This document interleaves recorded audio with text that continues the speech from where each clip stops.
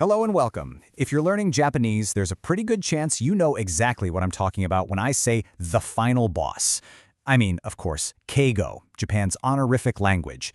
It looms pretty large for most learners, but today we're going to change that. We're going to unlock its secrets together. So right off the bat, let's ask the big question. Is Keigo just the polite form of Japanese? I mean, that's what most textbooks say, right? But is that the whole story? Well, as you can probably guess, it's so much more interesting than that. And let's be real here. For a lot of us, Keigo feels less like a chapter in a textbook and more like running into a giant wall. The despair wall, if you will. It's confusing, it can be super frustrating, and it just feels impossible sometimes. If you've ever felt that way, trust me, you are not alone. Okay, so what if we just reframe the whole thing? Instead of a wall, let's think of Keigo as a super sophisticated social GPS. It's this incredible system that's literally built into the language to help you navigate the landscape of human relationships in Japan. It's not just about being polite, it's about knowing exactly where you are and being socially appropriate. So how does this GPS work? Well, it's constantly calculating your position relative to the person you're talking to.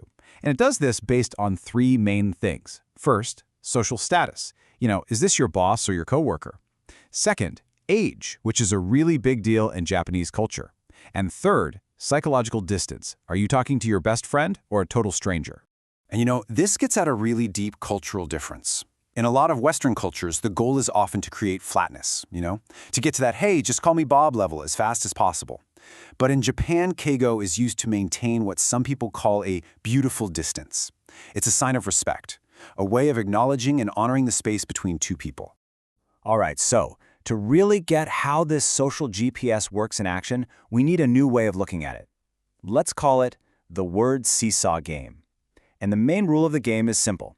You lift other people up by lowering yourself down. So in Keigo, there are three main categories. The first one, teinego, is kind of the base level. It's the standard polite masu and desu endings you learn pretty early on. But the real heart of the seesaw game, and the two that cause all the confusion, are sonkeigo and kenjogo. So, sonkeigo, or respectful language, is what you use when you're talking about the actions of other people, usually people above you. Think of it like you're verbally pushing their side of the seesaw up. When you use a special sonkeigo verb to talk about what your boss is doing, you're literally lifting them up with your words. And on the other side, you have kenjogo, or humble language. This is for talking about your own actions when you're speaking to someone of higher status. You use a special humble verb that lowers your side of the seesaw. And of course, when your side goes down, their side automatically goes up. It's this beautiful, balanced system. And this is so much more than just a grammar rule. It's a core cultural value, humility, made manifest in the language.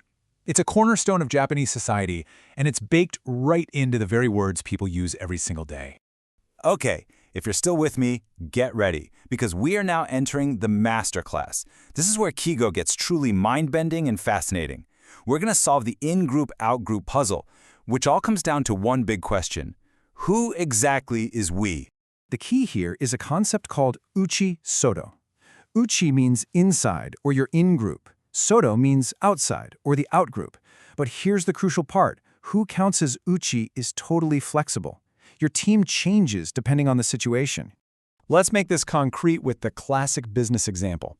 So picture this. You're at work. The phone rings. It's a client from another company, and they're asking to speak to your boss, Manager Tanaka.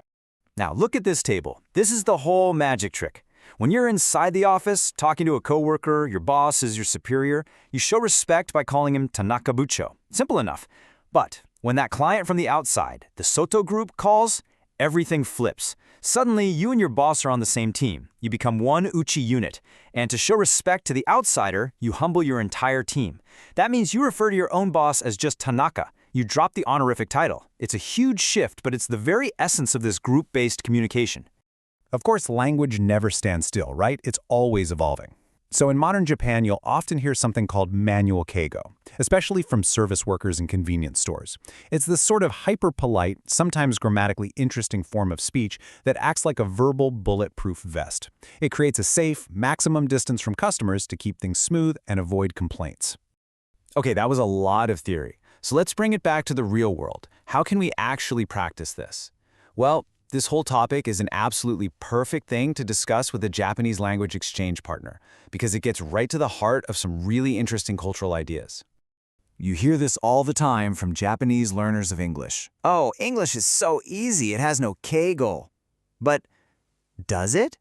I mean, while we might not have a complex system of verb conjugations for politeness, the idea of changing how you speak based on the social situation, that's totally universal.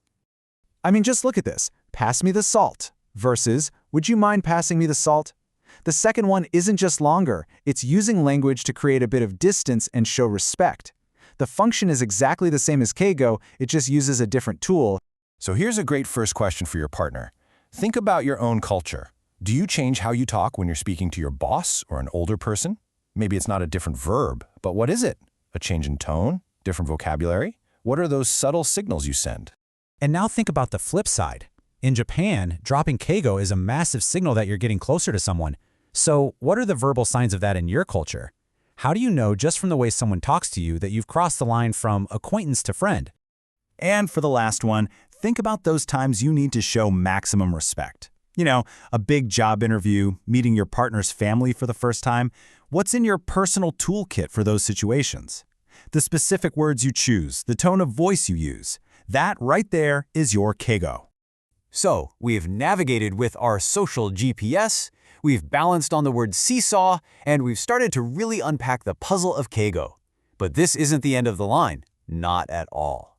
Here's the most important thing to take away from all of this. Keigo is not a wall you have to struggle to climb over just to get it done. It's a key.